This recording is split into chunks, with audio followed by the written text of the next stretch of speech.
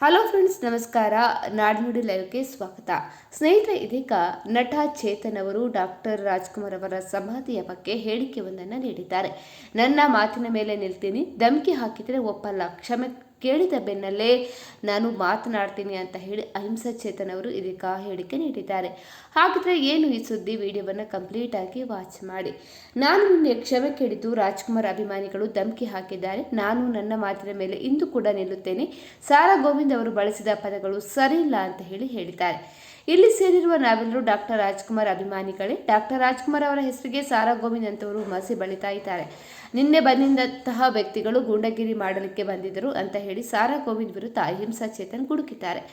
ರಾಜ್ಕುಮಾರ್ ಸಮಾಧಿ ವಿಚಾರದ ಬಗ್ಗೆ ಟ್ವೀಟ್ ಮಾಡಿದ ವಿಚಾರ ಅಹಿಂಸಾ ಚೇತನ್ ಹೇಳಿಕೆ ಕೊಟ್ಟಿದ್ದು, ಇದೀಗ ನಾವೆಲ್ಲರೂ ರಾಜ್ಕುಮಾರ್ ಅಭಿಮಾನಿಗಳು, ಆದರೆ ಸಾರಾ ಗೋವಿಂದ್ ಅಂತಹ ಕೆಲವರು ರಾಜ್ಕುಮಾರ್ ಅಭಿಮಾನಿಗಳ ಹೆಸರಿನಲ್ಲಿ ಇದೀಗ ಮಸಿ ಬಳಿತಾ ಇದ್ದಾರೆ.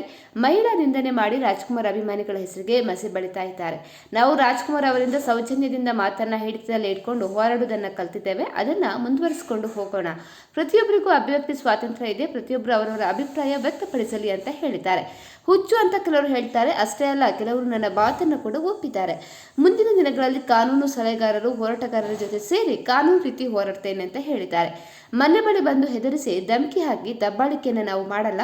ನಮ್ಮ ವಿಚಾರ ಸರಿಯಾಗಿದೆ. ಯಾರಿಗಾದ್ರೂ ನೋವಾಗಿದ್ರೆ ವಿಷಯದವನ್ನ ವ್ಯಕ್ತಪಡಿಸ್ತೇವೆ ಅಂತ ಹೇಳಿರೋದು. ನನ್ನ ಟ್ವೀಟ್ಗೆ ನಾನು ನಿಲ್ಲುತ್ತೇನೆ, ಅದರಲ್ಲಿ ವಿಚಾರ ಇದೆ ಅಂತ ಹೇಳಿದ್ದಾರೆ. ಅಣ್ಣವರ ಬದುಕಿದ್ರೆ ಅವರಿಗೆ ಜಾಗ ಬೇಕಾ ಅಂತ ಕೇಳಿದ್ರು, ಅವರೇ ಬೇಡ ಅಂತ ಹೇಳಿದ್ದಾರೆ. ಇದು ಪ್ರಚಾರಕ್ಕಾಗಿ ಅಲ್ಲ, ವಿಚಾರಕ್ಕಾಗಿ.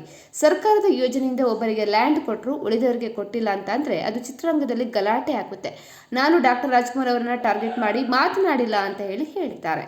ಸ್ನೇಹಿತರೆ, ಬಗ್ಗೆ ನಿಮ್ಮ ಅನಿಸಿಕೆಯನ್ನು ಕಮೆಂಟ್ ಮಾಡಿ. ನಮ್ಮ ಚಾನಲನ್ನು ಕೂಡ ನೀವು ಸಬ್ಸ್ಕ್ರೈಬ್